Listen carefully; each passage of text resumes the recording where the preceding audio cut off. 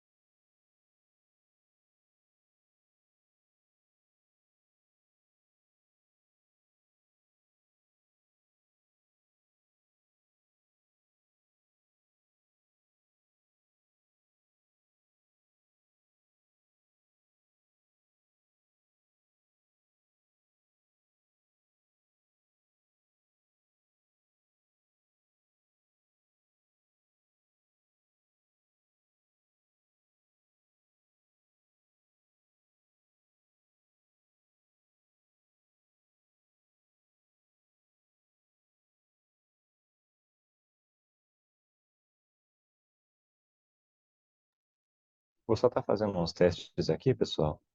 Qualquer coisa, eu só vou pedir para vocês responderem se estão vendo tudo certinho, ok?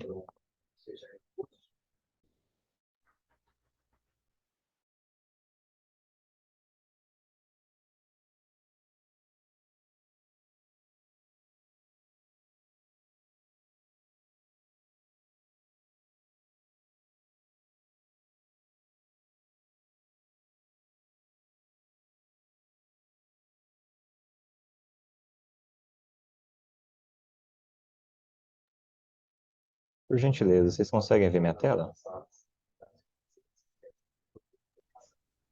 Estão conseguindo me ouvir? Ah, perfeito. Ela como iniciar a reunião. Ah, ótimo. Aqui está aparecendo o YouTube para vocês. Isso. Eu vou só tentar rodar o vídeo aqui para ver se o áudio tá pegando, tá?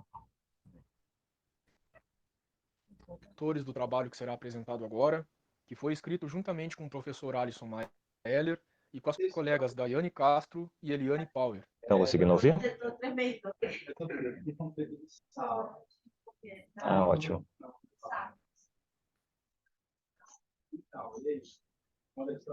Fernando é quem sabe quais salas estão disponíveis. Olá, Olá, pessoal. Boa tarde. Boa tarde, Wellington. Tudo bem? boa tarde, professor Renato. Tudo jóia com o senhor? Tudo tranquilo. Você Ah, que vai comandar aí, né? Eu vou ficar com a parte boa dos comentários. exatamente. Beleza. O senhor tem alguma dúvida, professor Renato? Não, tá tudo tranquilo. Eu Ah, tô... ótimo. Bom, então, só para repassar a estrutura, até para o pessoal que está já presente, faço uma breve apresentaçãozinha. O professor Renato faz uma abertura oficial, né, dos trabalhos da sessão. A gente inicia com a apresentação do primeiro trabalho, que aqui na minha lista está o trabalho A Armazenagem e o Compartilhamento do Conhecimento no Serviço Público. É feita a apresentação do vídeo e depois 8 minutos de debate sobre o primeiro trabalho. E aí depois, assim se segue até o final das últimas discussões e depois a participação, a discussão final, na verdade. Perfeito. Para mim, Wellington, tá só bater aqui a ordem contigo, porque para mim tá primeiro o Governance and Manager, 167. A gente pode seguir a ordem sua, professor. Acho que às Não, vezes não, mudou. não, não tem problema. Só para eu me organizar aqui. Como que tá a sua? Tá. Na minha está primeiro a armazenagem e o compartilhamento do conhecimento, serviço Beleza. público. 1846, beleza. O segundo, privatização, regulação e qualidade. Ah, perfeito. 11h43, legal. O terceiro, proposições de estratégias de qualidade de vida no trabalho. Beleza. 351. E aí, por fim, E por 167. Fechou. último, isso, e governança. Beleza. Beleza, perfeito.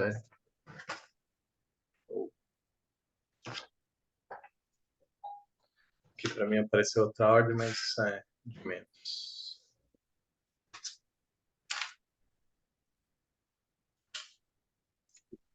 Olá, boa tarde, Daniele. Boa tarde, Alessandro.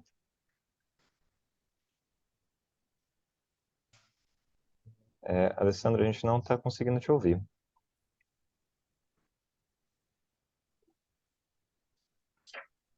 Ainda não. Agora parece Me que sim. escuta agora? Agora sim, perfeitamente. Eu tive que tirar o fone, ok. Daniele, acho que a gente também não te ouviu. Ah, tá bem baixinho. Boa tarde. Melhorou. Melhorou Boa um pouco. tarde. Melhorou? Agora ficou bom.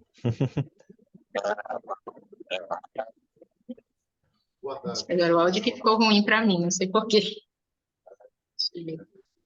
Eita. Agora pra gente tá bem alto, tá ok. Caso qualquer coisa também é só no momento que a gente for fazer as discussões do vosso trabalho, né? Acho que vai precisar falar mais. Aí você preferir de acordo com o uso do seu fone, né? Melhorou? Acho que tá bom, tá dando para ouvir. Tá conseguindo ouvir, professor? Bom, antes estava melhor, mas dá para te ouvir. Eu acho que quando você estava sem o fone. Agora eu não consegui te ouvir. Teve uma hora que você falou que estava alto, estava mais baixo. Não, tá conseguindo? A gente ouve, mas ouve baixinho. Sem o fone não Vou dá? ver se eu troco de fone aqui rapidinho, então, tá? Tá bom, não, sem problema. Tô chiando assim, a voz de vocês para mim sem o fone. Eu acho que deu problema no áudio do meu notebook. Quando você está sem o fone, o som para a gente fica muito bom. Então, eu vou deixar assim, ver se eu consigo entender. Vai lá. Aí o nosso Dá pra áudio fica entender. ruim sem fone, é isso?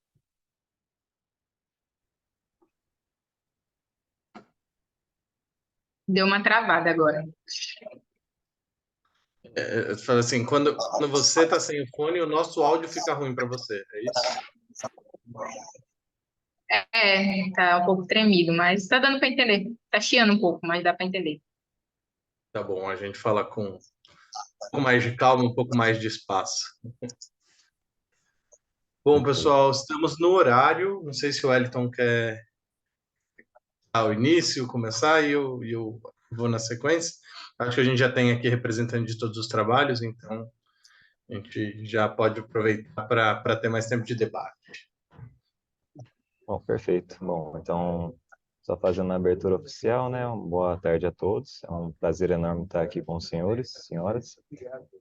Meu nome é Wellington Poli, estou como líder de área da área de administração pública e também vou estar aqui acompanhando vocês nessa sessão.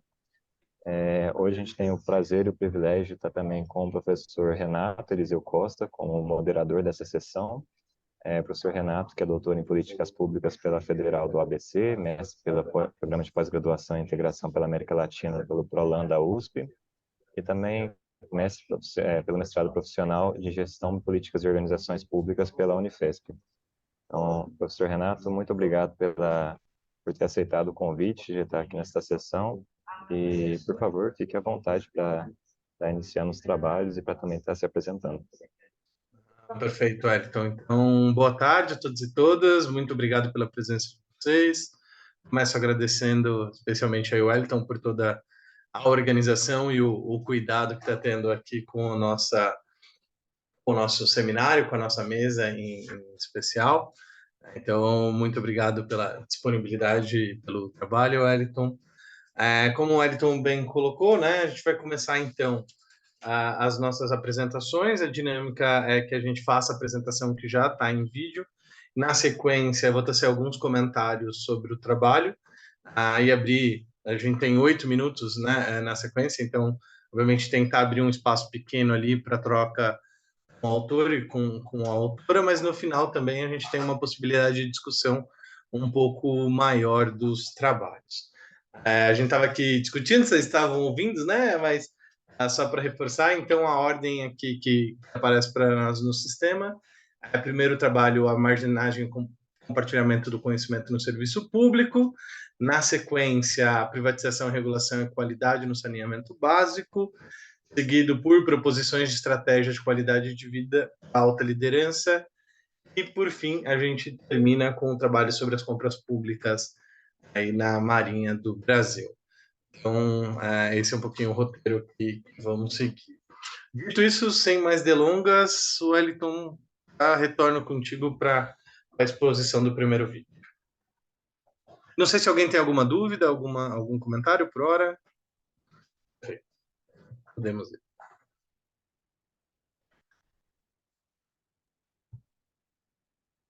Por gentileza, estão conseguindo visualizar a tela?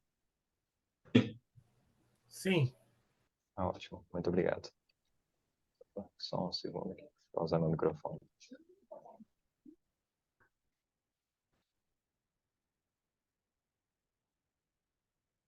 Olá a todos, meu nome é Anderson Uria, sou um dos autores do trabalho que será apresentado agora, que foi escrito juntamente com o professor Alisson Maeller e com as colegas Daiane Castro e Eliane Pauer, e tem como título A Armazenagem e o Compartilhamento do Conhecimento no Serviço Público, um estudo de caso na Coordenação de Administração de Pessoal da Universidade Federal de Pelotas. O nosso trabalho tem como problema de pesquisa a seguinte questão: como se dá a armazenagem e o compartilhamento do conhecimento na Coordenação de Administração de Pessoal da Universidade Federal de Pelotas, a UFPEL. O objetivo do nosso estudo foi analisar as práticas utilizadas para a manutenção do conhecimento na Coordenação de Administração de Pessoal da UFPEL, com foco na armazenagem e no compartilhamento do conhecimento. Como base teórica, nós trouxemos alguns fundamentos da gestão do conhecimento, como os tipos de conhecimento, o tácito e o explícito. O conhecimento tácito é aquele que ainda não está registrado de uma maneira formal, e o explícito é aquele que já está documentado. Também trouxemos o modelo SESI de Nonaka e Takeuchi, onde são apresentados os 4 modos de conversão do conhecimento, que são a socialização, que é a conversão do conhecimento tácito para o conhecimento tácito, a externalização, que é a conversão do conhecimento tácito para o conhecimento explícito, a combinação, que é a conversão do conhecimento explícito para o conhecimento explícito, e a internalização, que é a conversão do conhecimento explícito para o conhecimento tácito. Também apresentamos os 5 processos de gestão do conhecimento, que são a identificação, a criação, o armazenamento ou armazenagem do conhecimento, a transferência ou o compartilhamento do conhecimento e a utilização do conhecimento, com uma abordagem maior da armazenagem e do compartilhamento do conhecimento, que é o foco do nosso trabalho. Também ao longo do nosso trabalho, nós sentimos a necessidade de explorar um pouco mais e conceituar a ocultação do conhecimento, que é a tentativa do indivíduo de não compartilhar o conhecimento que ele detém com os demais. Também falamos sobre gestão do conhecimento no serviço público. Hoje, as instituições públicas elas estão organizadas de uma maneira mais horizontalizada, permitindo assim que os servidores possam atuar de uma maneira mais efetiva na gestão do conhecimento. Sobre a nossa metodologia, foi feita uma pesquisa bibliográfica, o método que nós utilizamos foi o qualitativo, foi feito um estudo de caso, a nossa técnica de coleta de dados foi uma entrevista semi-estruturada, com 11 questões, aplicada no universo de 4 chefes dos núcleos que compõem a Coordenação de Administração de Pessoal da UFPEL. A Coordenação de Administração de Pessoal da UFPEL é um setor ligado à área de gestão de pessoas, e hoje é composta por 4 núcleos: o núcleo de cadastro, o núcleo de benefícios, o núcleo de gerenciamento de concursos e vagas e o núcleo financeiro. Na apresentação dos dados, nós trouxemos as seguintes observações.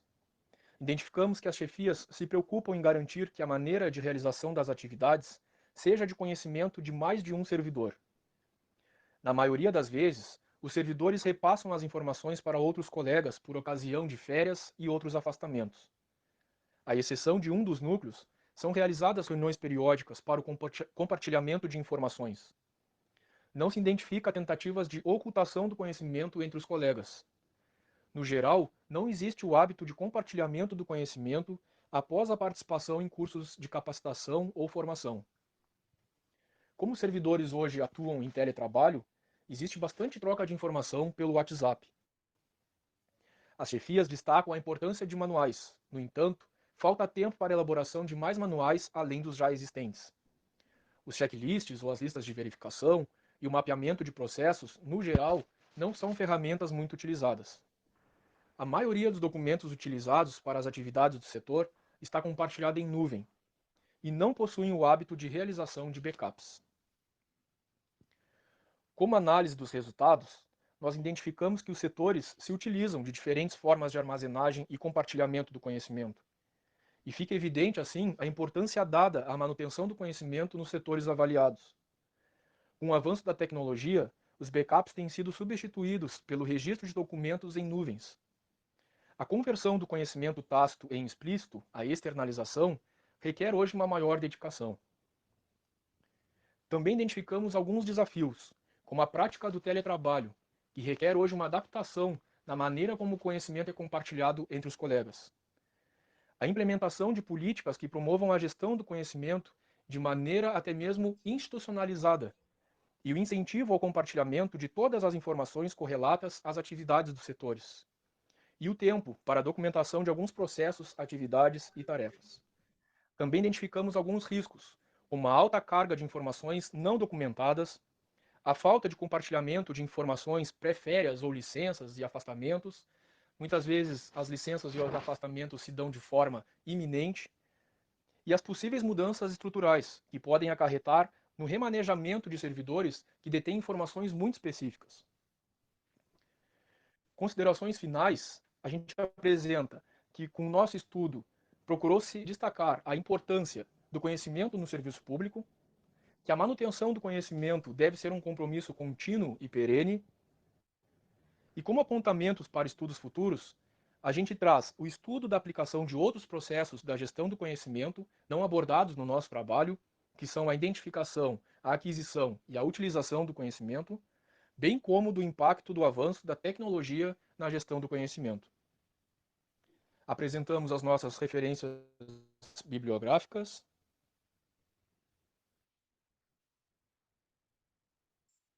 E, por fim, agradecemos a atenção dispensada ao nosso trabalho. Perfeito, muito bacana.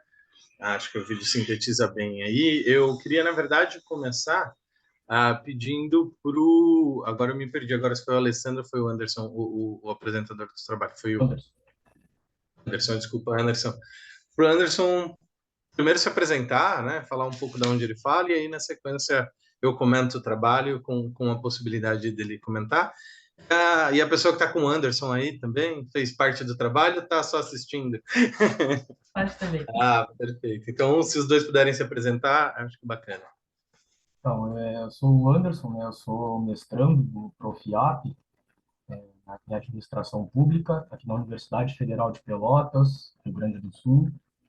Nossa colega aqui, a Daiane, também foi uma das autoras, né? Então, estamos juntos aqui para apresentar. E a gente está aqui tomando nosso chimarrãozinho aqui, porque faz parte da nossa cultura, da cultura gaúcha aqui, o chimarrão. Perfeito, né? Perfeito. É a Daiane, né? É bom que eu já anoto aqui também, para depois colocar aqui na ata da nossa apresentação. Então, muito bacana, novamente obrigado pela apresentação de vocês, parabéns pelo trabalho. Os meus comentários, obviamente, né? Vocês já passaram por um crivo da seleção dos artigos, então eu não vou ficar aqui muito fazendo grandes discussões metodológicas nessa perspectiva, mas talvez alguns apontamentos, algumas coisas que sinto falta pensando que esse trabalho, né, na relevância desse trabalho e na possibilidade de uma posterior publicação. E sim, o que senti mais falta de uma maneira geral no trabalho, né? O que eu entendi, esse trabalho ele já vem baseado aí no mestrado, já vem baseado em outros estudos, e talvez na hora de trazer alguns pontos do mestrado, eu acho que faltou ali pelo espaço e todas essas coisas, trazer, eu acho que a grande teoria em que em que a gestão do conhecimento se encontra. Eu acho que, obviamente, você faz um recorte aplicado e já entra direto, né, na gestão do conhecimento, mas acho que vale, pelo menos, fazer uma localização das escolas de pensamento, ou da escola de pensamento da administração, em que se está colocando, ou a partir da qual vocês fazem a leitura da gestão de conhecimento em si, né? Entendendo que a gestão de conhecimento e a referência bibliográfica que vocês colocam, eles estão, vamos assim dizer, numa teoria de médio alcance, né? Então, eu acho que ainda faltou sentir um pouco nesse ponto uma perspectiva de que se pudesse fazer esse elemento na escola. De novo, né? Entendo que a gente tem um espaço limitado, tem que fazer escolhas, essa foi a escolha de vocês, mas pensando aí num periódico, acho que isso pode ser um elemento a destacar.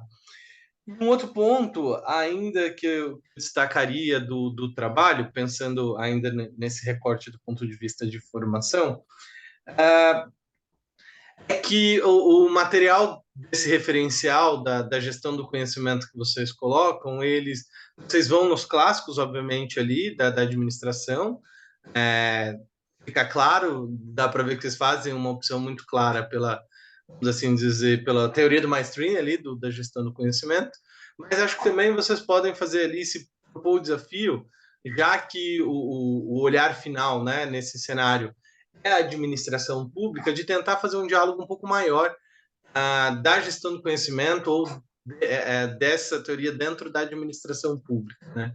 Então, essa gestão de conhecimento ali, na forma que está posta, está com um pouco mais do olhar da administração privada, e acho que vocês têm aí uma capacidade de diálogo com as teorias da administração pública que podem ajudar nesse processo. Então, primeiro, nessa perspectiva, né, da referência teórica, eu acho que foi esses são os dois pontos que me chamaram a atenção.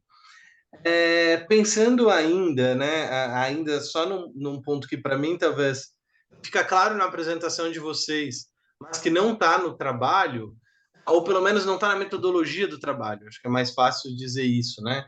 É a escolha que vocês fizeram pelos 4 chefes da administração. Eu até voltei aqui durante a apresentação de vocês na metodologia para ver se falhei, e confesso que não achei ali que são os 4 entrevistados. Então, na apresentação vocês colocam isso, né? Colocam, inclusive, que eles são os chefes administrativos. Então, eu acho que vale voltar ali na metodologia para deixar isso claro e também para explicar nesse sentido por que a escolha dos chefes, né? Já que vocês fazem ali uma apresentação um pouco da estrutura hierárquica, por que a escolha dos chefes desses departamentos e não necessariamente também de outra parte da equipe? Acho que metodologicamente isso pode trazer um ganho bacana para o trabalho, um ganho interessante para o trabalho.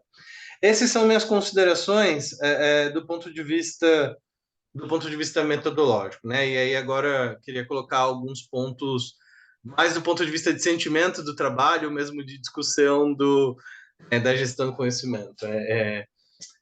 Eu acho que, assim, olhando para a administração pública, me parece, inclusive, que a universidade até mais avançada do que outras áreas da administração pública em geral, que nem tem uma discussão sobre gestão do conhecimento. Então, esse é um ponto que é bastante caro. Mas acho que o trabalho de vocês, ele está numa fase, e aí, talvez porque ele vem desse elemento da dissertação, daquilo que é o dever ser, né?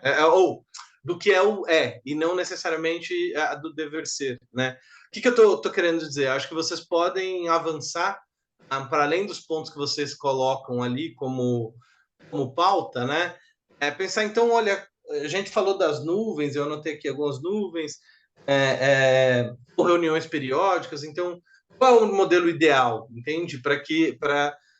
Obviamente, né, não é o objetivo do trabalho, o objetivo do trabalho era fazer essa identificação, o que vocês fazem de uma forma muito bacana, né? Mas talvez pensar numa nova fase de, então, o que é o ideal ou o que deveria ser, né? E aí, obviamente, para isso, talvez vocês tenham que diminuir um pouco o objeto da análise de vocês. E para não estourar meu tempo, Eu acho que fico por aqui. Não sei se vocês querem fazer mais algum comentário, senão a gente volta para comentar tudo no final. Estou aqui, então, as considerações, né? Realmente foi um trabalho até de final de disciplina que a gente resolveu aprofundar um pouco mais, né, para a gente conseguir, então, publicar ele. E é questão de tempo mesmo, né? Se a gente tivesse um pouco mais de tempo, a gente teria realmente aprofundado mais, né? Mas a gente agradece, então, as considerações, professor. Imagina. Obrigado, Anderson. Obrigado, Daiane. Então, obrigado também aí pelo controle do tempo. Então, para a gente seguir aqui a ordem, vamos para o 11h43. Eu fui anotando tudo por número, gente, por isso que depois que eu estou só lendo para a discussão da privatização, regulação e qualidade.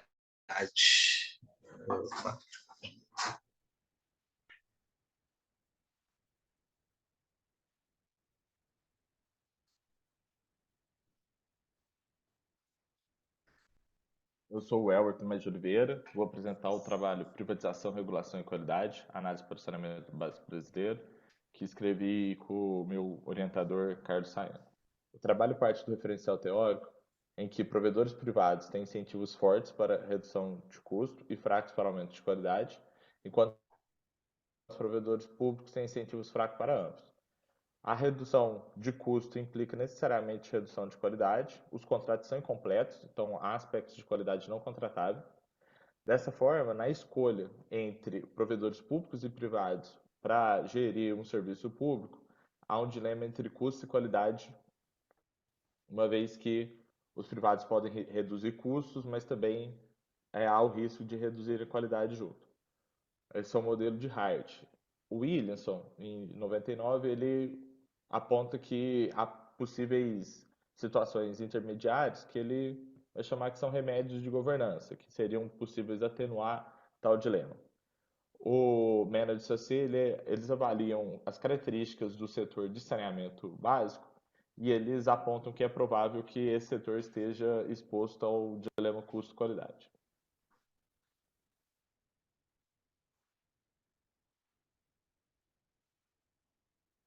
Essa tabela apresenta como que o setor de saneamento básico no Brasil é dividido em relação aos seus arranjos institucionais.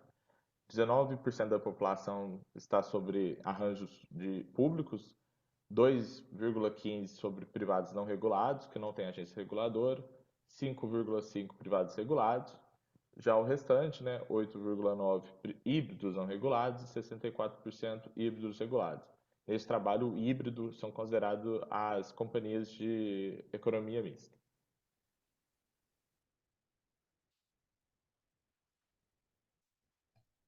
O modelo econométrico que foi utilizado ele é baseado na equação desse slide, em que o indicador de qualidade ele tem como regressores o custo e as interações do custo com a governança privada, custo com governança híbrida, custo com governança privada e regulada e custo com governança híbrida e regulada.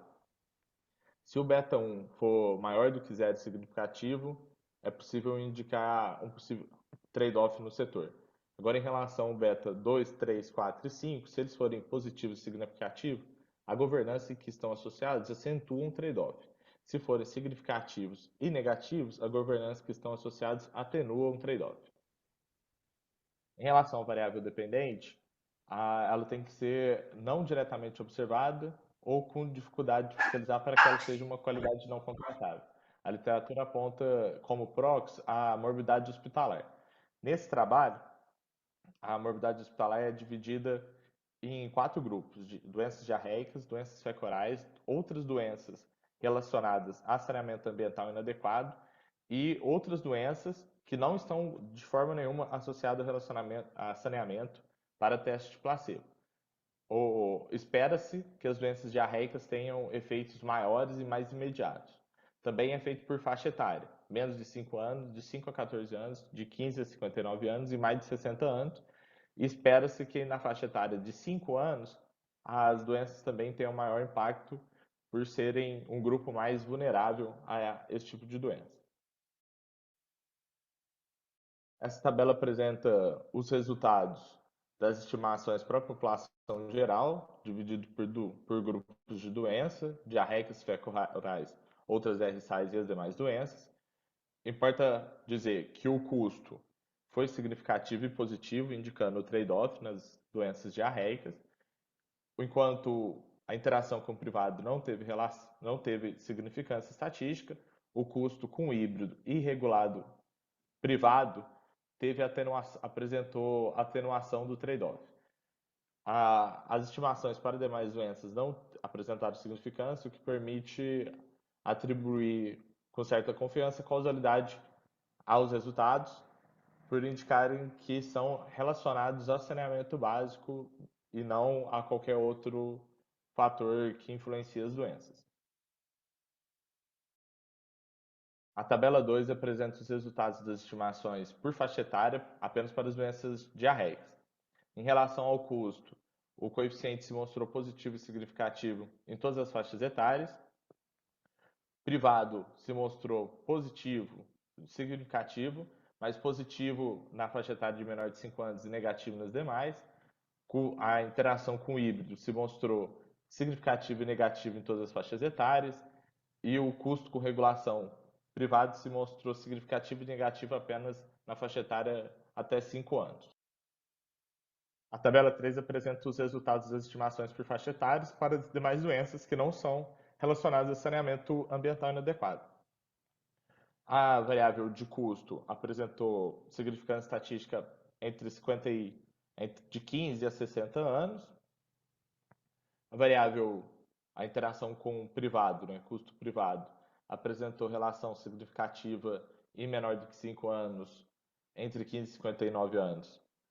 Também, já a variável híbrido, a interação custo híbrido, não apresentou relação significativa em menor de 5 anos, nem de 5 a 14, mas apresentou nas faixas etárias mais velhas.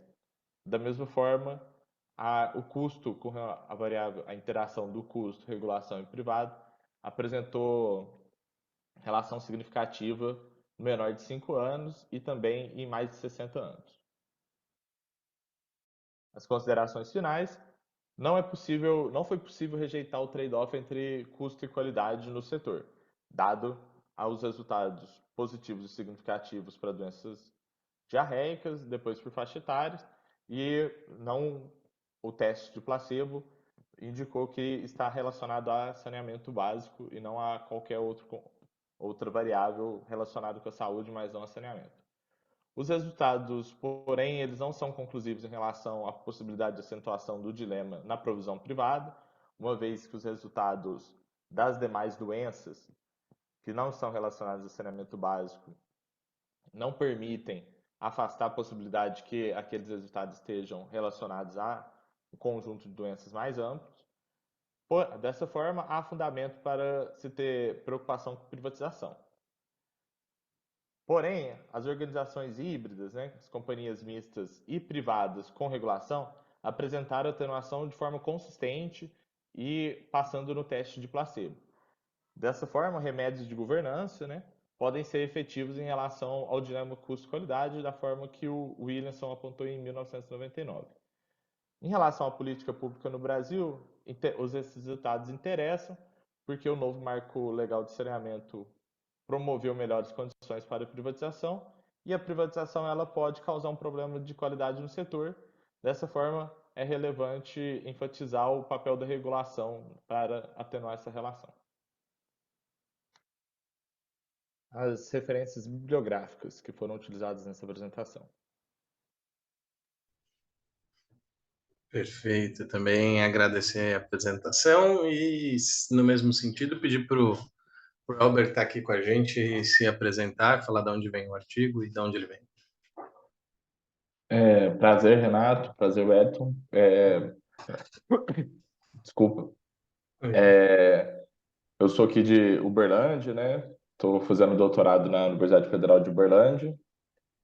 Esse trabalho ele é uma das partes da minha tese, que está começando a ser elaborada, É um primeiro esforço de começar a entender a regulação de saneamento básico no Brasil. Aí a gente começou com esse esforço de ver se tem um impacto na relação custo-qualidade. Perfeito, beleza. Então, mais um trabalho aqui advindo do mestrado e doutorado, isso é bem bacana, que vai mostrando exatamente isso. Acho que eu, primeiro, de novo, né, parabenizar pelo trabalho. Do ponto de vista do olhar para o trabalho, é um trabalho que está, vamos dizer assim, já bastante maduro, né? Ele tem, aqui, obviamente, né, numa perspectiva, de novo, da aplicação, ele traz um conteúdo e um grupo de autores relevantes e dá para perceber isso ao longo do trabalho. A todo momento você faz, mesmo não conhecendo todos os autores, né, mas dá para ver a todo momento esse seu esforço da conceitualização e da discussão do cenário com esse grupo de autores, o que eu achei um ponto bastante bacana do seu trabalho. Mas aqui, para fazer um comentário também aqui do campo ainda metodológico, a sua introdução, pelo menos na minha leitura, eu acho que você pode... Acho que eu vou falar, a palavra talvez seja um pouco reorganização, no sentido só de que, talvez no processo de escrita, e isso é natural, né? Tem hora que você vai para lá e tem hora que você vai para cá. Então, você vai para o objetivo e depois do objetivo você apresenta mais um conceito e aí depois você faz mais uma discussão. Eu acho que talvez uma reorganização ali, nessa ordem da apresentação, num primeiro momento pode deixar o seu trabalho mais claro, visto que depois, metodologicamente, como você mesmo apresenta, ele é um trabalho bastante complexo por usar métodos econométricos, né? Então, que não vai ser tão comum para os leitores de uma maneira geral. Então, eu acho que tem esse ganho, né? E de um outro lado, e aí aqui eu senti um pouco de falta, e aí me parece que na sua tese isso fica um pouco mais latente, que você cita, né, que a gente está dentro da discussão do novo marco, mas eu acho que aqui é um ponto que você passa um pouco mais rápido, assim. E eu acho que ele em alguma medida, o coração do trabalho, né? O coração do trabalho, assim, no sentido o porquê que a gente está fazendo isso, né? Tem um novo marco, esse novo marco é importante, tá trazendo um grupo e uma série de características, e dentro do novo marco tem uma discussão sobre a qualidade, né? E aí seu trabalho contribui com essa discussão custo-benefício, assim. Então, ainda que nesse campo teórico, eu acho que você pode explorar isso mais no trabalho, até porque também é uma literatura que vai ficar cada vez mais em evidência. E seu trabalho trazendo isso, ele tem na busca, né, nas buscas que são feitas ali, depois da publicação, acho que ele tem isso vai te trazer um potencial de impacto muito bacana. A parte de provisões de saneamento do serviço público no Brasil eu achei muito bacana, aprendi muito, não conhecia esses métodos, né, o misto, o híbrido e daí por diante. Acho que isso ficou bastante legal, né? Do ponto de vista do seu método também, eu achei que o método ele tá bastante consolidado, mas talvez um outro ponto que eu colocaria aqui como uma anotação é que talvez para um leitor mais leigo, algumas variáveis que você utiliza no processo, elas são muito claras, porque você utilizou. E outras variáveis, talvez elas não sejam tão claras assim. E eu até testei aqui um pouco em casa, fui perguntando, de falar, quando a gente está falando, né, de turbidez, assim, na água e tal, como que você faz a relação? Eu fiz uns 2 testes aqui, para ver quanto a pessoa tinha uma percepção, na verdade, quanto a minha esposa tinha uma percepção de relação, por exemplo, de custo-benefício, turbidez, todas essas coisas, num sentido muito mais de que talvez algumas variáveis, para além daquelas que a gente está mais acostumado, diarreia, e daí por diante, às vezes, para um leitor mais leigo, vale fazer uma explicação. Isso do ponto de vista da arquitetura do seu trabalho, né? Eu acho que você traz resultados que, para mim, em alguns pontos são bastante, talvez, diferentes do esperado, né? Principalmente ali, no momento ainda que, para quem está em São Paulo, a questão da privatização da Sabesp é muito forte, e depois de ficar sem luz por um tempo, isso ainda ganha uma força muito maior, e seu trabalho, nesse sentido, é muito categórico, falar, olha, não tem uma relação aqui de privatização pior, e eu acho que isso é uma coisa bacana. Mas pensando em avançar um pouco nessa análise, o que pode ajudar no seu doutorado, justamente pelo momento histórico que a gente vive aqui, duas coisas me vieram à cabeça no sentido do que eu posso contribuir, né? E aí, de novo, acho que para os próximos passos. Eu também fiz um teste aqui em casa de brincar com a minha esposa e falar, vamos, tipo, se você tomaria água direto da Sabesp, e a resposta foi não, né? E aí depois eu inventei o nome de uma outra empresa X de água e perguntei se ela tomava.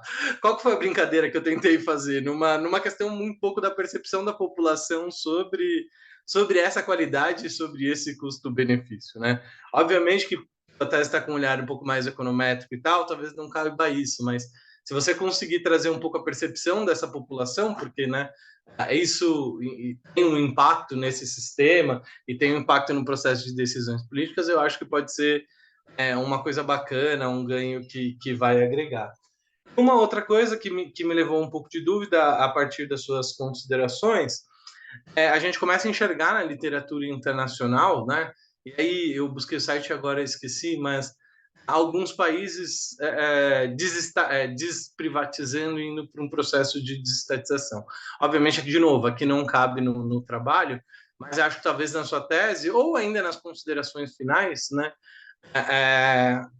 explicar se de fato esse é um movimento cuja amostra é relevante, né, do que está isso acontecendo, e nesse sentido, quais são os fatores? Na grande maioria, me pareceu que é questão de investimento. Então, como o investimento, então, pode ser um outro elemento a ser considerado dentro da sua tese, né? Se esse é um fator preponderante, já que esse sistema é de cara manutenção, mas que precisa de alto investimento e daí por diante. E isso dialoga muito com o mar. São essas minhas considerações sobre o trabalho. Acho que parabéns. Se você quiser fazer algum comentário, ou a gente amarra ali no final. A gente pode amarrar no final. Muito obrigado Beleza. pelos comentários. Eu anotei aqui, depois eu comento.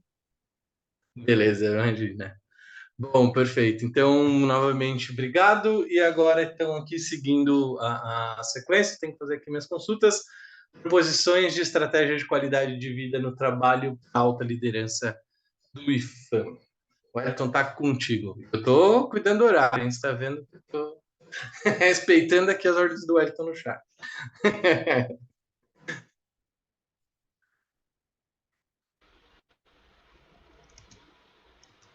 Olá, eu me chamo Daniele Freire da Silva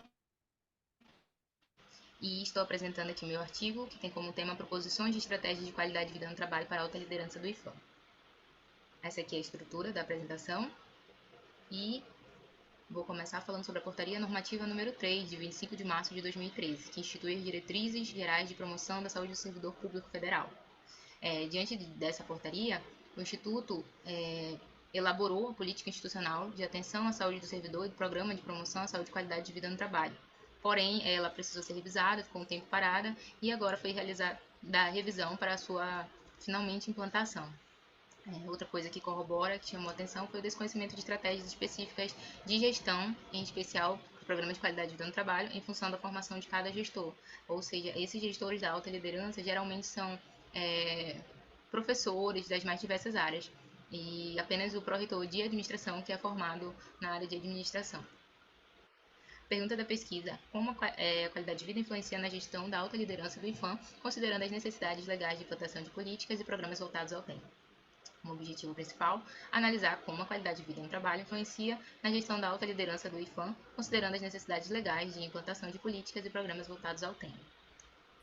Esse é o referencial teórico, os tópicos escolhidos foram liderança no setor público, adoecimento dos gestores, conceitos de qualidade de vida no trabalho, modelos de qualidade de vida de Walton, qualidade de vida no trabalho no serviço público.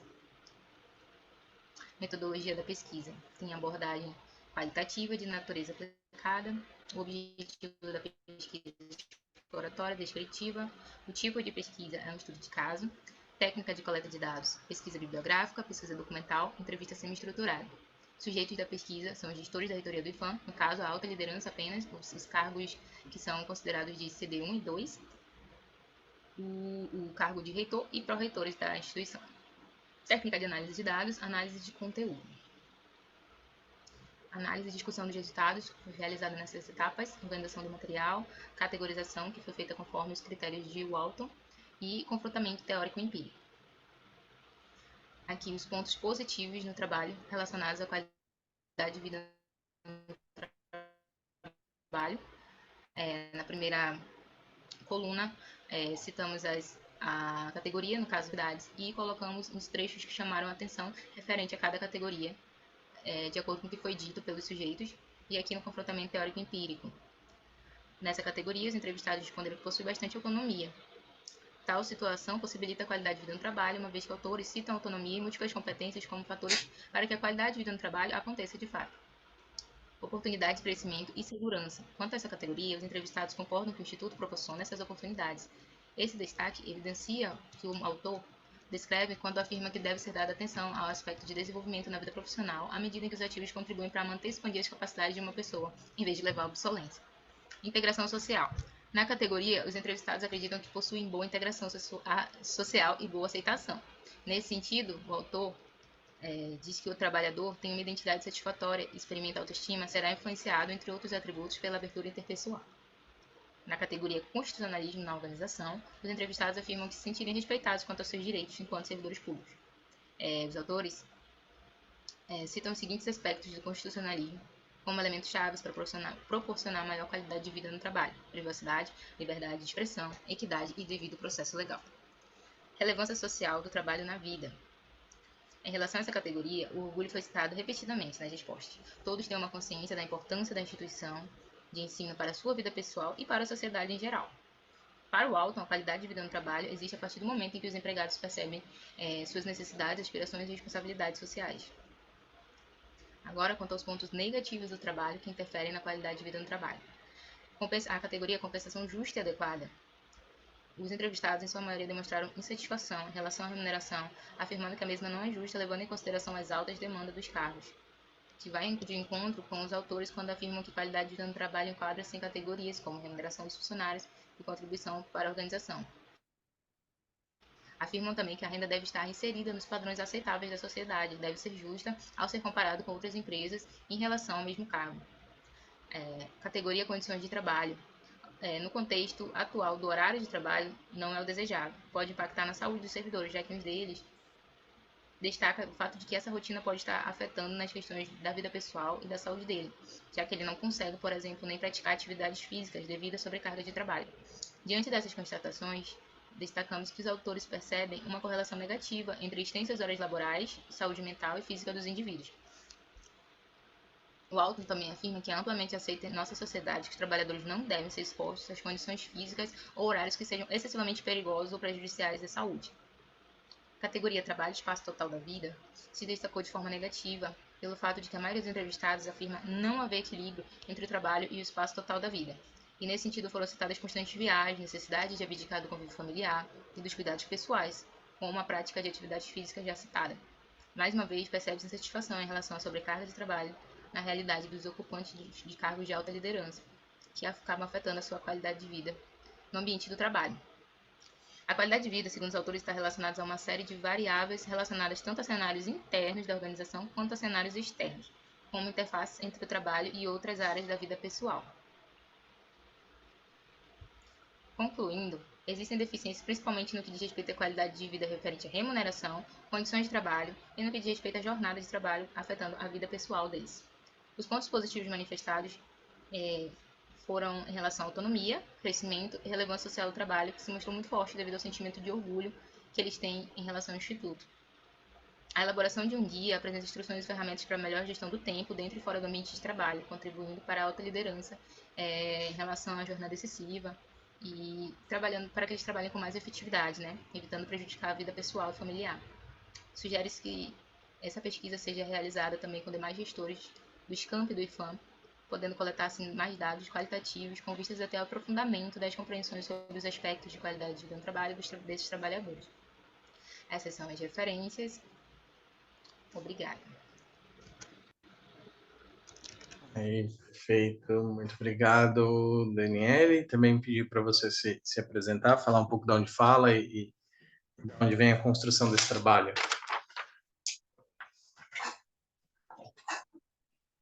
Então, eu sou do Amazonas, do Instituto Federal do Amazonas, e esse trabalho surgiu a partir do mestrado de Gestão Estratégica realizado na UF. E sempre pensou-se em trabalhar com a qualidade de vida, mas não, assim como servidores em geral, queremos pensar num público específico. Pensamos nas mulheres servidoras, que têm lá suas especificidades, né? Porém, a gente achou essa ideia de tratar da liderança, porque é um público que ninguém geralmente se preocupa com a qualidade de vida de líderes, né? Dos gestores. E na aí da pesquisa, a gente observa que sim, eles têm muitas assim questões a ser. A gente percebeu que muitas vezes eles acabam excedendo sua jornada de trabalho, trabalhando demais, com excesso de demandas, e talvez às vezes eles sobrecarreguem, até talvez para mostrar, né, que eles realmente fazem jus à ocupação do cargo que eles estão. Beleza, não, perfeito. Inclusive, eu acho que a sua resposta já traz um pouco do meu olhar para o trabalho, que é justamente uma das questões que eu vou comentar, é essa escolha pelo papel da alta liderança, né? Eu acho que de um lado é um papel que de um lado é uma escolha bacana, mas aqui na sequência eu queria colocar, eu acho que algumas considerações que podem enriquecer aí seu trabalho dentro dessa perspectiva. Então, acho que primeiro, de novo, parabenizar pelo trabalho, né? Eu acho que é um trabalho bem bacana e, de novo, ajuda aqui a gente entender alguns contextos que são importantes. Meu primeiro comentário, inclusive, só está no título, tá? Eu sei que para você que está no Amazonas pode ser um pouco mais comum o IFAM como sigla no título, e para mim a primeira vez que eu ouvi o IFAM, porque primeiro eu fui ouvir, eu pensei no Instituto de Patrimônio Histórico. Então, ela vai falar do Instituto. Então, ali, só para fazer essa descrição, de novo, para depois pensar em processos de busca e tal. No detalhe, mas é que eu tinha que deixar de comentar só porque ali a sigla, nesse sentido, né? Se alguém só está ouvindo, pode, ou não fazer uma busca correta, pode te levar para outros caminhos. Falando um pouco do trabalho em si, eu acho que você tem um desafio, e aí você, obviamente, você faz uma escolha teórica quando você deixa bem claro ali que você vai trabalhar com o Walton, com o modelo de qualidade que você se propõe, né? Mas eu acho que você pode, talvez, um pouco mais dialogar com outras teorias. Na parte do seu capítulo em que você coloca dos principais conceitos, obviamente aqui a gente está num seminário de administração e o foco é a administração, né? Mas essa é uma área permeada principalmente ali, ou também, né, pela psicologia do trabalho. Quando você olha ainda para a administração pública, né, ainda tem um diálogo da qualidade de vida do trabalho dentro da administração pública, que vão ter elementos diferentes do tipo de contrato de trabalho e todos esses aspectos. Então, eu acho que ali você pode, eu acho que, obviamente, de novo, você faz uma escolha, né, por um autor e faz uma descrição da qualidade de vida do trabalho aí ao longo do tempo, que é um negócio bem bacana, mas aqui muito mais como uma dica para um outro olhar, né, de você tentar abranger principalmente essas duas escolas, um pouquinho da psicologia do trabalho e um pouquinho desse olhar específico para a administração. E digo isso justamente porque eu acho que das coisas que é diferente no seu trabalho é que geralmente a gente olha, né, nova qualidade de vida ali para os níveis médios e para a burocracia no nível de rua, e no geral a gente não olha para alta liderança. E isso foi uma escolha bem bacana. Mas isso te traz desafios também. E aí, quando você pega isso dentro de um contexto de uma universidade, eu acho que o seu desafio pode aumentar em algumas perspectivas. A primeira eu já comentei, são trabalhadores que em parte são concursados, então eles respondem a um regime de regras e daí por diante da legislação que vão modificar nessa qualidade de vida. Eu acho que esse é um ponto primeiro. Um outro, quando a gente está na universidade, e aqui estamos, né, por exemplo, só entre o nosso grupo aqui já tem um grupo muito qualificado, doutores, mestres, pessoal em formação, e aí quando a gente vai para as altas, então, altas direções a gente tem um outro olhar, de novo, para essa formação, né? Como você pode colocar, os próprios reitores, eles são partes do corpo da universidade, eu acho que tirando um, possivelmente ali tem seus mestrados, suas livres docências, seus doutorados, e daí por diante. Falo isso porque isso dá uma outra perspectiva também, né? A formação da pessoa, eu acho que nesse sentido, não vai deixar que ela se sinta afetada por problemas, mas vai fazer com que ela tenha talvez um papel crítico sobre o papel dela quanto liderança e o que é essa qualidade de vida diferente de outros atores que valem ser destacados, porque aí a gente começa até talvez um pouco pensar o que me parece. Eu não conheço uma literatura que discute isso com muita profundidade, né? Do que é essa qualidade de vida para os autogestores que você, inclusive, apresenta no trabalho, né? Uma questão do tempo excessivo no trabalho, uma questão de processos decisórios que são conflituosos e daí por diante que podem levar a problemas. Então, eu acho que essa discussão é uma discussão que pode, somada aos elementos que você traz, eu acho que pode somar e trazer no seu trabalho. E para a reta final, eu queria fazer um comentário sobre a sua metodologia. Eu acho que você tem mais metodologia do que você apresenta no texto. Acho que você fez uma opção por fazer um resumo da metodologia no texto que deixaram algumas lacunas do ponto de vista de tentar entender depois as categorizações que você fez. E aí, quando você faz a opção ali por usar a Bardana, análise de conteúdo, né, para mim ficou ali, não me ficou, por exemplo, muito claro se algum dos pontos que você depois apresenta na tabela, no quadro 2, né, eles são categorias que foram geradas a partir das entrevistas, ou eles eram categorias prévias e depois você fez. Tudo isso numa perspectiva de entender o método, né? Se você foi um pouco mais para análise de conteúdo do Bardan, se você fez ali um contorno, visto que você também usou na sua metodologia as perguntas do seu autor-chave aqui, o Alton, né? Então, eu acho que te convido aqui para dar uma repensada nessa metodologia numa perspectiva de detalhar um pouco mais, né, dela, assim, o seu, aqui mesmo no sentido de uma reprodutividade, no sentido de um passo a passo, tá? Não precisa, obviamente, ali trazer de novo que ela é quali, que ela é um estudo de caso, eu acho que esses pontos são partes, mas muito mais naquilo que vai te dar o subsídio para os resultados e para suas discussões. E também, e aí aqui para tentar ficar dentro do meu tempo, eu acho que suas entrevistas elas foram complexas, elas são com pessoas complexas, com um cargo complexo. E eu acho que você, quando você fez essa opção por colocar algumas falas dentro de tabelas, eu acho que você pode ter reduzido um pouco essas falas. Então, eu acho que vale a pena pensar, talvez, para cada uma das coisas, quais são as falas mais ilustrativas ou que dão uma visão mais ampla e trabalhar essas falas um pouco mais de profundidade, né? Não pegar só a frase em si, mas pegar o contexto da construção como um todo. E aí eu acho que o seu trabalho ganha em qualidade, tá? Então, esses são os pontos que eu coloquei aqui para a nossa discussão. E aí eu acho que amarra tudo no final, um pouco por causa do tempo aqui que o Wellington me alertou. O último ponto. Eu gosto muito do autor que chama Christophe Dejour, da Psicologia do Trabalho. Só isso, lê ele e eu fico muito feliz. Obrigado, Daniela, e a gente de volta na discussão final. Bom, e para fechar aqui a nossa apresentação de trabalhos, nosso trabalho 167, né?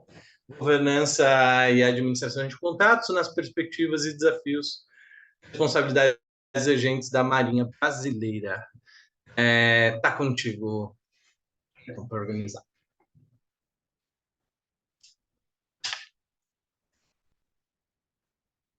Bem, bom dia. O artigo que eu vou apresentar é Governança e Gestão de Contratos Administrativos, Perspectivas e Desafios dos Agentes Responsáveis da Marinha do Brasil. Meu nome é Alessandro Bandeira de Oliveira. Bem, quando eu falo de contratação pública no artigo apresentado, eu estou falando de uma forma estrito senso. Eu falo tanto de obras, serviços de engenharia, aquisição de bens, de uma maneira geral. E quando pensa nisso no Estado brasileiro, em 2021 podemos perceber que 12% foram gastos em contratações públicas no que tange ao PIB do Brasil. Novos decretos foram criados desde 2019 ali, visando a modernização das aquisições, a parte de governança das aquisições públicas, as inovações, os sistemas eletrônicos. Em 2021 tivemos a nova lei de licitações e contratos. Então, supõe-se que essa evolução, junto com um gestor realizando de modo eficiente uma boa gestão, o Estado brasileiro vai economizar, vai gerar menos impactos na economia. Qual foi a minha perspectiva de estudo, né? Mudanças constantes na legislação brasileira, relatos de fiscais e gestores de contratos administrativos, falta de capacitação profissional, acúmulo de funções, diversas funções ao mesmo tempo, junto com a fiscalização e gestão, e a não padronização de documentos. Com isso, a minha pergunta de pesquisa é: como a Marinha do Brasil pode aprimorar-se na gestão contratual de obras públicas a partir da percepção dos principais atores envolvidos na execução e fiscalização? Rapidamente, o meu referencial teórico, ele fala da movimentos de reforma na gestão pública, né? Desde a mudança do New Public Management até a governança pública atualmente, o Decreto 9.207. Trago ali referencial teórico no que tange a governança, a gestão e fiscalização relacionada a contratos públicos. A metodologia utilizada, ela é totalmente abordagem qualitativa. Eu realizo um estudo de caso em 3 organizações militares. Ele é um estudo de caso único, porque eu fiz apenas na Marinha do Brasil e estudei fenômenos contemporâneos desse contexto real. E essas organizações são localizadas no estado do Rio de Janeiro, foram escolhidas dentre as que fizeram obra nos últimos 5 anos. Por quê? Porque a Instrução Normativa número 5 de 2017, até a publicação do artigo, contemplava ali 5 anos, e a modalidade de licitação foi a modalidade de concorrência, que todas as obras custaram acima de 1.300.000. Então, dentro da metodologia ainda, quais foram as entrevistas semi-estruturadas? O que eu fiz? Entrevistas semi-estruturadas, onde eu entrevistei de 3 organizações distintas, 3 gestores de contrato, 3 fiscais administrativos e 3 fiscais técnicos. Apliquei também questionários eletrônicos para pessoas da própria Marinha que conheciam o Manual de Fiscalização de Contratos, que realizaram esse estágio de fiscalização em contratos. Claro que foi um questionário específico, porque justamente pessoas que se capacitam foram ouvidas por meio desse questionário, e aconteceu uma palestra específica e também foi ouvido esse público, eles responderam a palestra sobre o controle externo relacionado à fiscalização de contratos. Assim, eu realizei uma análise de conteúdo por meio de documentos, entrevistas, questionários aplicados também. Tudo isso culminou no meu corpus. Então, esse corpus foi analisado, tratado devidamente, e saíram alguns resultados que vou apresentar logo em seguida. Como limitação, eu trago que foi um estudo de caso único, porque ele é incapaz de fornecer a base para a generalização. Então, essa é a limitação, eu não consigo generalizar para outros órgãos da administração pública. E eu utilizei 5 principais construtos, que são governança, gestão, fiscalização, capacitação e padronização. 3 emergiram do referencial teórico, outros 2 emergiram das minhas entrevistas e aplicação de questionários. Eu tentei no questionário pegar algumas percepções. Então aqui, as 2 primeiras, por exemplo, ser um militar do setor na qual a obra acontecerá e o conhecimento técnico sobre o objeto faz com que esse militar seja indicado para ser um fiscal ou um gestor de obra. Também realizei algumas perguntas relacionadas a quem teve conhecimento do Manual de Fiscalização de Contratos. Então, 214 respondentes.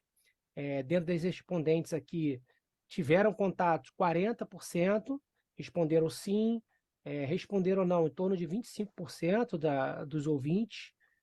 Dessas 500 e poucas pessoas que foram enviadas o e-mail, 215 responderam. E eu tenho esse cenário aqui como resultados. E como conclusões, papéis relevantes dos atores. o gestor, o fiscal técnico e o fiscal administrativo, essas três figuras, quando elas agem de modo correto, eficiente, busca realmente realizar a gestão e fiscalização de modo relevante para alcance do propósito ou não, são considerados agentes responsáveis importantíssimos no que tange à fiscalização, à gestão e uma governança das contratações públicas num todo. Dentro da instituição, né, teve a divulgação desse manual de fiscalização em contratos. Isso aconteceu no ano de 2021. Isso foi um marco para a instituição, que até então não existiam, eram apenas consultas relacionadas à própria lei, ou então checklists e manuais de outros órgãos. E isso fez uma diferença tremenda nas respostas coletadas. Critérios utilizados pelos ordenadores de despesa não foram transparentes na visão dos entrevistados e dos questionários. Muitos não sabem o porquê são indicados, mas têm aquela percepção de que foi porque trabalha no setor, ou porque tem um conhecimento mais técnico, ou porque, por algum motivo, é importante ou é de confiança daquele titular da organização. A capacitação do profissional. Dessas pessoas, existem vários cursos que são ministrados internamente dentro da instituição, mas muitas pessoas que eram fiscais e gestores não conheciam esses cursos. Então, carece de uma ampla divulgação. Uma boa prática a ser utilizada, a própria Lei 14.133 já traz inovações no que tange a fiscalização e gestão contratual e que pode ser utilizado por esses agentes responsáveis em futuras contratações. E essa equipe, trabalhando de forma harmônica e comprometida, essa equipe que eu falo, gestor, fiscal, técnico e administrativo, vai corroborar para uma boa governança nas contratações públicas da instituição. Algumas referências bibliográficas utilizadas no estudo. Eu encerro por aqui. Obrigado. Perfeito. Então, também, mesma linha, Alessandra, fica à vontade aí para se apresentar, e aí na sequência eu faço comentários. Perfeito. Boa noite a todos. Eu sou Alessandro, eu falo aqui do Rio de Janeiro. Como podem ter percebido, foi um estudo de caso que eu realizei na Marinha do Brasil, a instituição onde eu trabalho. Na época eu estava fazendo um mestrado profissional na FGV, aqui no Rio, na EBAP, e por isso um estudo de caso aplicado, né? Então eu usei exatamente a minha força para justamente realizar essa investigação na fiscalização de contratos. Até submeti, só um adendozinho, eu submeti o artigo em inglês, porque eu terminei esse mestrado no ano passado, então até a lei, né, a Lei 8666 já foi substituída pela 14.133, a Lei de Licitações, então eu aproveitei e submeti aqui para o Congresso, fui contemplado, mas já venho labutando aí em revistas internacionais, mas eu estou vendo que, por ser um estudo de caso aplicado e numa força armada, eu estou tendo alguma dificuldade. Aí eu estou descendo de A1 para A2, daqui a pouco eu vou parar numa B2 aí, mas não vou deixar de tentar. É isso, imagina. Seu trabalho cabe bem aí numa África, tranquilo. Eu acho que talvez aí, e é um ponto que a gente pode colocar, é que por ser um estudo de caso brasileira, talvez ele fique mais restrito para revistas brasileiras mesmo, de apresentar. Talvez possa ser um pouco esse, né? Porque fica um pouco mais... A lei é específica, fica mais dentro do campo dessa análise, então não sabia disso, mas então começo colocando que talvez ali na busca dessa publicação, esse olhar tenha que voltar um pouco mais para o Brasil. Acho que aí vai ter revistas de grupos de interesse maior nesse sentido. Bom, parabéns pelo trabalho, acho que, né, já comecei falando, mas parabéns pelo trabalho, acho que foi um trabalho bastante bacana. Eu acho que eu tenho alguns pontos aqui para colocar, e na verdade eu acho que do seu trabalho eu tenho um ponto, não sei se é discordância, mas eu acho que de lugares que a gente fala de um olhar diferente. Eu acho que eu não concordo com a ideia muito da mudança de legislação, não. Eu fiquei pensando que talvez você esteja falando muito mais de uma mudança de legislação da infra, das normas de dentro da Marinha e da sua forma de agir, que propriamente das leis de compras do geral, né? Porque eu falo assim, eu acho até que a lei a 866 demorou para mudar. Acho que um monte de coisas de tecnologia, essas coisas, ela é um entrave. Então eu ia começar colocando por esse ponto aqui, e se tem por essa parte, talvez ressaltar que é uma mudança muito mais na Marinha, né, ou nas regras, nos regulamentos internos, porque eu acho que na lei nacional, ao meu ver, assim, né, um pouco da minha perspectiva, ficou defasada, né? Comprar software é difícil, comprar um monte de coisa de tecnologia é difícil, justamente porque ela ficou lá nos campos de 90. Mas depois eu acho que você pode comentar essas perspectivas diferentes. Do seu trabalho, eu acho que é um trabalho, como você falou, que está vindo do mestrado já concluído também, então dá para perceber que é um trabalho mais maduro, mas acho que ali, talvez pelo espaço, aí uma dica que eu posso colocar na parte dos seus resultados, é que eu acho que você vem com um elemento, uma bibliografia bastante interessante, localizando ela dentro da governança, da gestão, trazendo autores que são bacanas e relevantes, mas depois, na hora da análise desses resultados, eu acho que parte desses autores não voltaram, e aí você acaba tendo uma triangulação incompleta nesse sentido, né? Então, eu acho que você tem resultados que são muito bacanas, mas que acho que podem ser vistos e podem ser analisados a partir da perspectiva desses próprios autores. Né? Então, eu ia te convidar para, não é falando que o seu resultado é ruim, mas para fortalecer, né, o argumento que você traz e os resultados que você encontrou nessa literatura que você mesmo aponta. E aí eu acho que você fica com uma triangulação que fica bastante bacana, né, de olhar. Eu acho que eu acho que isso do ponto de vista dos resultados. Voltando um pouco para a sua metodologia, eu acho que você faz algumas escolhas de entrevistas, principalmente ali quando a gente está falando do questionário, né? Para 3 públicos, ou para 3 públicos, mas ali para quem participou da palestra, para quem trabalha daí por diante, talvez para o leitor não ficou muito claro o porquê dessa escolha.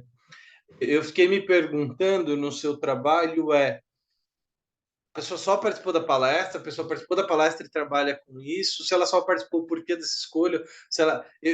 Para mim não ficou tão claro, por exemplo, esse ponto que eu acho que pode ajudar a definir melhor a sua metodologia, entender então, por que ele olhou para aquele ator, né, e não olhou para outro autor, ou por que essa escolha. Então, acho que sua metodologia talvez você possa revisar. Eu estou dando esse exemplo, mas é muito mais para colocar que eu acho que talvez esses atores que você coloca, aqui para você estar mais claro no cotidiano do trabalho, talvez para um leitor leigo, principalmente em termos da Marinha, vale um pouco qualificar esses autores, né?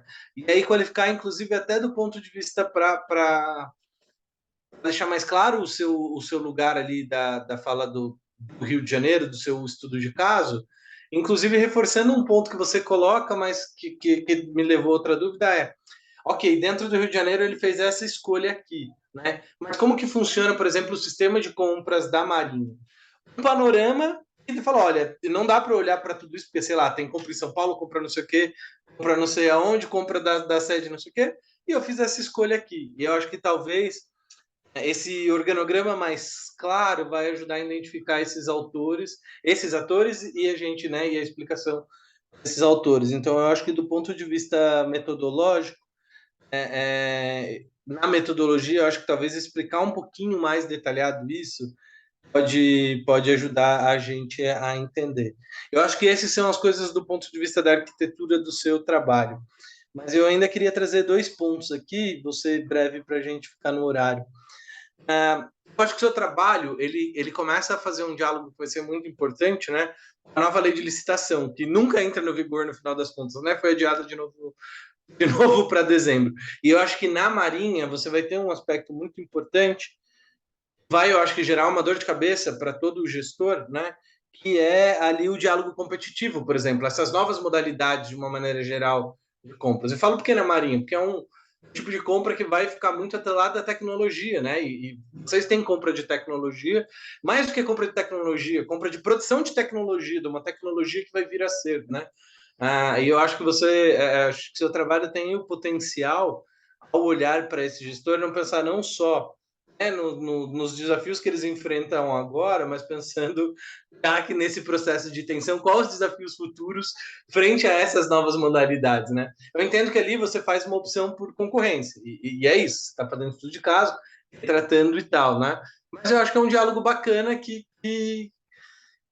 ainda por a lei, né, não está, depois ter ali as suas, esqueci o nome, regulamentações, vai dar uma dor de cabeça, e essa do diálogo competitivo eu acho que vai estourar vocês. E eu acho que aí o último fim eu entendo que você faz uma escolha pelas compras de concorrência, né? Mas eu retomaria ali, talvez deixando claro o quanto, no fundo, ela é a compra principal do dia a dia, né? Ou se é dispense, daí por diante. De novo, é uma escolha, né? E pela concorrência. Mas o que ela representa, né? A concorrência do ponto de vista das compras e quais são as grandes compras. Você fala, olha, eu vou olhar para a compra geral, né? Mas qual é a grande na concorrência? É obra? É esse tipo de coisa? E onde estão as outras compras que talvez sejam o gasta maior parte do dinheiro, que talvez seja alimentação? Não sei, né? Não conheço o cenário, mas eu acho que discutir um pouco esse cenário é um ponto bacana, que pode enriquecer o seu trabalho. Mas parabéns, eu acho que é um trabalho bem bacana, e acho que todo trabalho também que vem mostrar um universo que talvez a gente não está acostumado é muito legal do ponto de vista do curiosidade científica e da transparência. Dito isso, então, e aí, aproveitando que a gente está passando para os nossos minutos finais, eu vou começar pelo contrário, ver se o Alessandro, então, quer começar a comentar, e aí a gente vai de trás para frente aí. E aí peço para o Wellington ir controlando o nosso tempo, colocando a cada 5 minutos que passar aí para a gente se organizando. Alessandro, será contigo. Perfeito.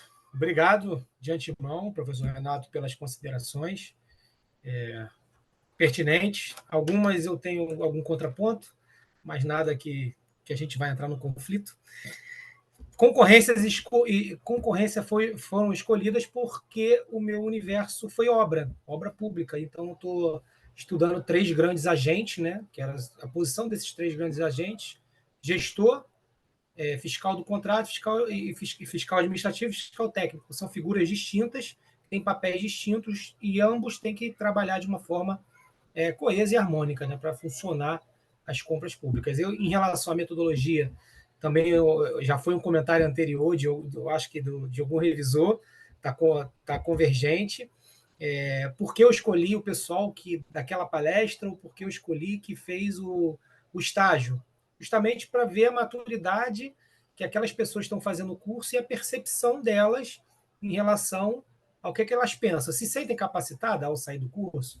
É óbvio que 15 páginas não dá para a gente colocar todo o nosso resultado, a gente tem que fazer uma escolha, e eu optei por algumas dessas. Mas agradeço aí pelos comentários, agregadores, farei mudanças e tentarei submeter externamente novamente. Obrigado. Imagina, bacana, bacana.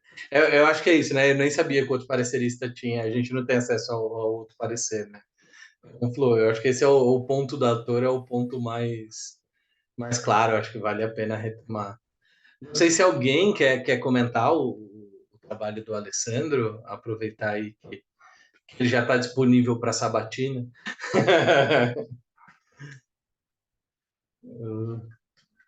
Não, beleza. Bom, qualquer coisa a gente volta também, a gente não precisa ser tão linear. Então, como a gente vai de trás para frente, abrir aqui para a Daniele poder comentar. Olha dela.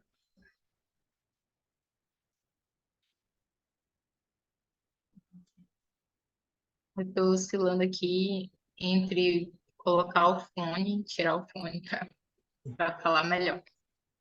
E eu não tenho muito a dizer.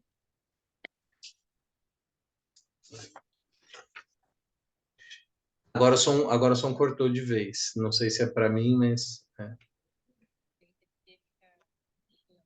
Tá bem baixinho.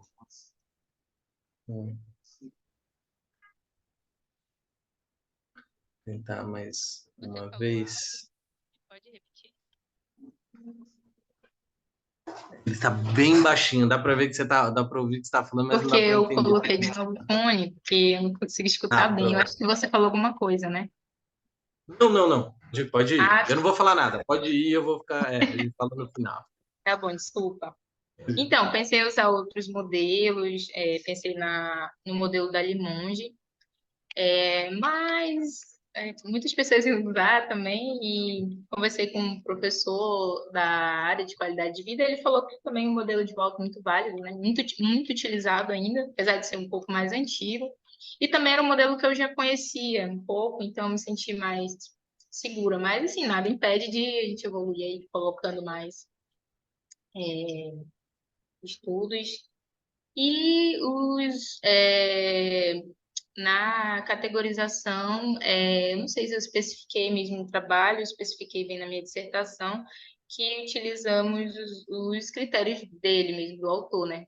Como forma utilizamos eles como categorias, né? Mas essa parte aí a gente usou mesmo. É só isso, não acho que não tem mais nada a comentar sobre. Ah, bacana, né? Então, o fone, eu acho que assim, do seu trabalho, de novo, não tem erro a escolha do autor que você colocou. Inclusive, ele é um autor bastante utilizado, né? Obviamente, você faz uma opção por uma referência teórica e é isso, né? Muito mesmo no sentido de dialogar, assim. Uma coisa bacana que a gente tem nos congressos, de uma maneira geral, e na discussão da literatura, é às vezes poder fazer esses diálogos entre os autores, né? Até atualizando a própria Isso. Ah, e literatura. quanto às falas do... Perdão. E quanto à Imagina, pode falar, pode falar. fala dos nossos entrevistados, porque a gente fez todo um trabalho ali para filtrar o que mais se repetia, que mais a gente observou, né, que era citado. Mas também uma coisa se destacou que não foi citado aí no artigo, o fato de eles, alguns deles, né, sentirem uma necessidade de formação ao assumirem esses cargos de direção, porque muitos, assim, são professores, áreas diferentes que têm esses cargos e às vezes não têm esse preparo. E aí eu vi que temos aqui alguns artigos sobre a questão de conhecimento e que realmente é uma realidade talvez a ser trabalhada, aprofundada, porque, como também citado, eu acho que no de contratos, né, as leis mudam muito e às vezes a gente não um que a gente passa de capacitação é um que passa o conhecimento para o outro e às vezes vai criando falhas, né, nesse processo. Ah, bacana, bacana. Eu acho que é isso, na metodologia, talvez, né, nesses dois pontos, assim, é muito mais pensar, por exemplo, onde você quer publicar, né, e aí pensar ali os caracteres, todas essas coisas que você tem, e aí se fizesse uma escolha, eu faria uma escolha de fato por ampliar sua metodologia, né, eu acho que, na verdade, ampliar não, né, trazer mais coisas que você tem da sua dissertação ali para porque um dos critérios, né, de revista, em geral, é a replicabilidade, né? E ali você cita os autores de referência na sua metodologia, mas acho que o passo a passo vai trazer essa dimensão. Mas de novo, né, é numa perspectiva mesmo de pensar um próximo passo, que é a publicação nesse trabalho, que eu acho que é bem bacana. Parabéns. Não sei se alguém quer contribuir, comentar o trabalho da Daniele também. Alguma consideração? Um monte de gente usa Bardet aqui, então. Ela comentou na questão da gestão do conhecimento, né? Então, o que nos motivou até a pesquisar um pouco mais sobre isso foi justamente essa troca, né? Essa rotatividade de pessoal que tem, não só em cargo de chefia, mas até na questão de aposentadorias, de vacâncias, né, no serviço público, porque não, o período em que a pessoa sai, não tem outro já trabalhando para que essa pessoa passe o conhecimento dela, né? No serviço público, primeiro tem que sair um para depois entrar o outro. Então, não existe essa troca de informações para quem entra, né? Então, cabe a quem trabalha junto no setor é que passa as informações. Mas ninguém mais conhece o seu trabalho, o seu objeto de trabalho, as informações pertinentes do que a própria pessoa que trabalha com isso, né? Então, acredito que essa rotatividade também na alta administração, né, como é o caso da Daniele da pesquisa da Daniele, também acaba influenciando nessa falta de instrumentos de gestão do conhecimento. Perfeito, perfeito.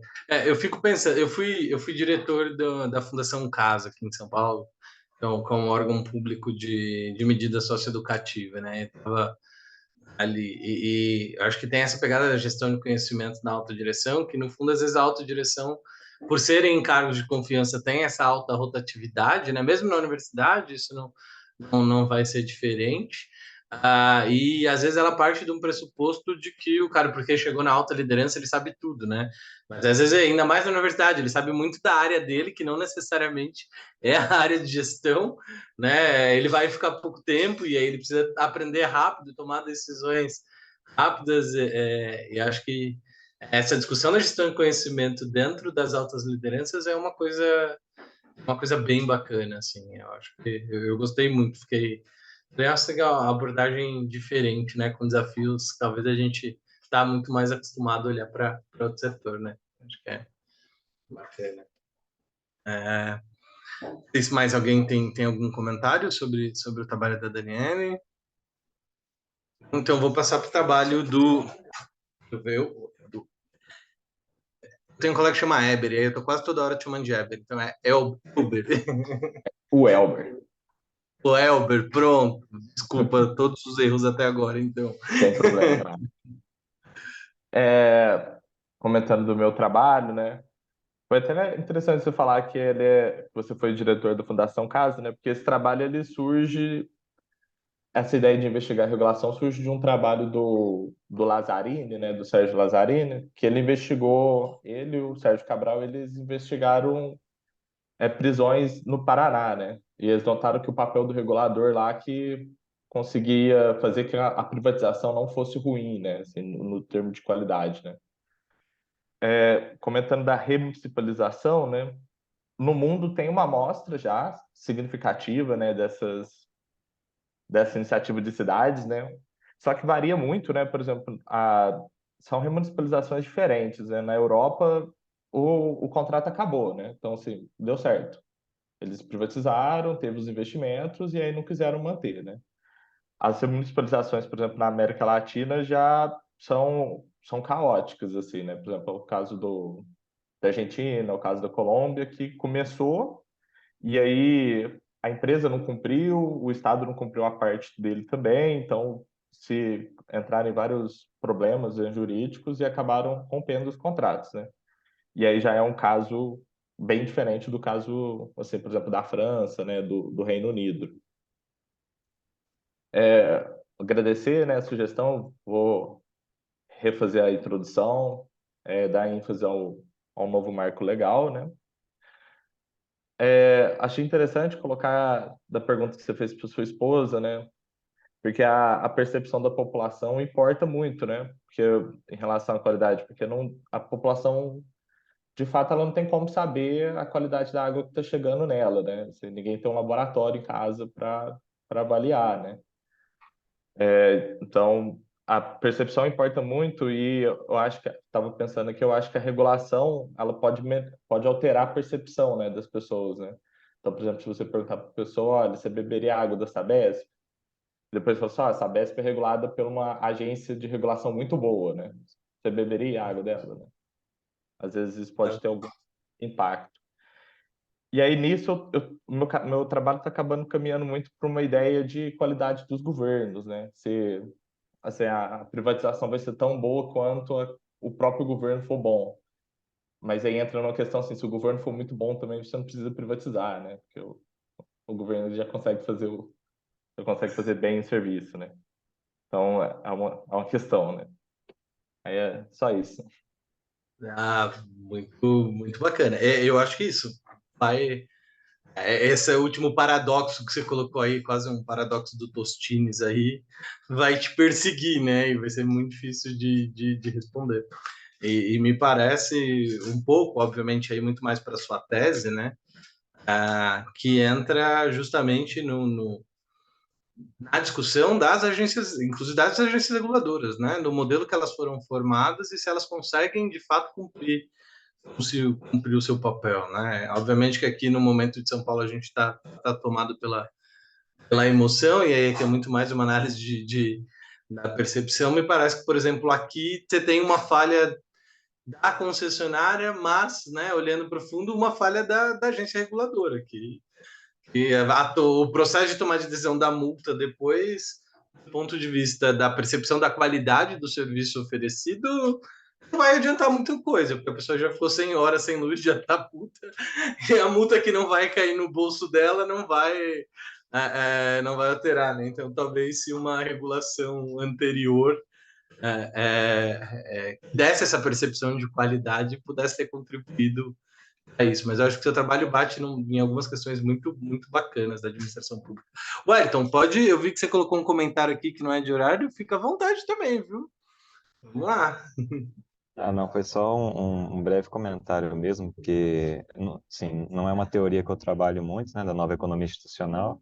Na verdade, minha área de pesquisa está mais próxima da Daniela, eu estudo saúde mental no trabalho, mas conheço, né, já estudei também a nova economia institucional e lendo o seu trabalho e vendo a apresentação, eu acho que você conseguiu aproveitar bastante o potencial da teoria para poder trabalhar a questão das meso-instituições em relação com as políticas públicas, né? Eu acho que ficou um fit, assim, ficou bem amarradinho com a teoria. É só um comentário, assim, né? Tô fazendo um ponto que eu achei interessante. Bom, bacana. Tem que sair aí do papel só de organizador, tem pontos para contribuir. Inclusive, já que você está aqui, eu falei lá do Christopher de Júlio, já que você está na área um pouco mais da Daniele, né? Lá tem um professor, obviamente em contato ali com o seu orientador, Batista, Marcelo Ribeiro, do Instituto de Psicologia. É um cara muito bacana, eu fiz umas aulas com ele, fiquei impressionado assim, com o domínio dele do tema da qualidade de vida do trabalho e tal. Eu li de juro com ele, e um dia vale a pena lá bater para assistir uma aula dele, fazer um cara muito bom. Eu queria ver se alguém mais tem algum comentário para fazer aí do trabalho do Weber. Não, então, a gente fechar, sair para o Anderson e para a Daiane, se quiserem comentar, fazer mais um ponto. A gente só queria complementar a questão o senhor comentou sobre a nuvem, né, que é uma nova forma de armazenar conhecimento, né? E a gente ficou nessa questão assim da tecnologia, foi um destaque que a gente viu no nosso trabalho, né? A tecnologia vem ajudando muito na questão do conhecimento, né? No nosso setor, lá onde a gente trabalha, a gente acaba sendo colega de mestrado e colega de setor também, né? Então, bacana. CDs, né? Os arquivos eram gravados em CDs, depois DVDs, né? A gente já achou disquetes lá, né? Então, e hoje é nuvem.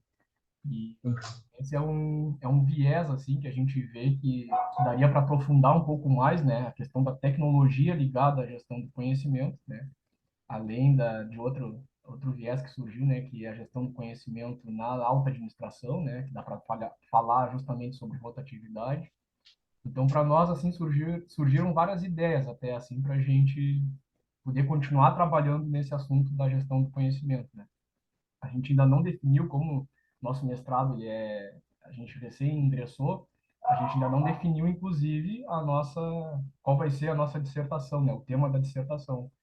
Então, a gente está com algumas ideias, né? E possivelmente, assim, a gente vai usar esse trabalho de gestão do conhecimento também no nosso trabalho, né? Vai surgir como base para os nossos trabalhos finais lá depois. Então, agradecer também, né, pelas contribuições, pela atenção dada e seguimos aí tentando, para os próximos seminários também, continuar publicando novos trabalhos. Obrigado. Muito bacana, a gente espera vocês. Você tocou na tecnologia, acho que na hora de tocar na tecnologia de gestão de conhecimento, vai bater, inclusive, um pouco lá no trabalho, inclusive, do Alessandro também, da Daniela, que é a gente olha para a força de trabalho no setor público, né? É uma força de trabalho que está envelhecendo. Pode ser que não seja muita realidade de vocês, né? mas que precisa de um treinamento para tecnologias e daí por diante. Diferente, às vezes, vocês, seu e da Daiane, que são mais jovens e tal, já tem aí a tecnologia, já tem esse uso, né? Então, possivelmente, né, ao olhar para a tecnologia, vai reforçar o desafio na gestão do conhecimento da importância do treinamento. Teve a O tema talvez implantação, seja a coisa mais difícil do mestrado, não se preocupe com isso. a gente teve a implantação do SEI, né, que é um sistema de tramitação de processos, e quando ele foi implantado, muitos servidores que já eram um pouco mais antigos, né, eles acabaram solicitando aposentadoria, né, porque não conseguiram se adaptar à nova tecnologia, né. Então, realmente, assim, esse envelhecimento, né, da faixa etária, assim, dos servidores, ela acaba sendo influenciada pela tecnologia, realmente, né. Aqui em São Paulo, o pessoal fez um monte de meme do SEI, que era cansei, né? Tipo, não aguento mais esse negócio, deixa eu abrir mão. Gente, muito obrigado pela presença de vocês, pela participação de todos. De fato, os trabalhos são muito bacanas. Faço as considerações mesmo para poder contribuir, e pensando que eu acho que todos os trabalhos que estão aqui, eles já estão aptos para o próximo passo, que é a publicação, né? Acho que a partir de algumas revisões, pensar essa publicação. Então, faço meus votos. Não só que os mestrados, os doutorados deem certo e terminem bem, né? Não sejam um cansei, como sei, mas sejam, de fato, algo muito bacana, mas também votos aí que a gente possa ler o trabalho de vocês nas revistas e como bem dito pelo Anderson, se reencontrar aí em SEMEADES e em outras esferas. Só reforçando aqui o pedido do Wellington, né? Pedir para que antes de vocês saírem, que vocês preencham aqui a avaliação, que está aqui o link está aqui no chat. E é isso. Muito obrigado pela participação de vocês. Então, também muito obrigado aí novamente pela organização e pela contribuição. Um abraço aí para todo mundo. Obrigado pelas considerações. Boa noite a todos. Até a próxima oportunidade. Boa noite a todos. Muito obrigado. Boa noite, gente. Boa noite, pessoal. Boa noite, pessoal. Muito obrigado. Um grande prazer conhecer a todos vocês.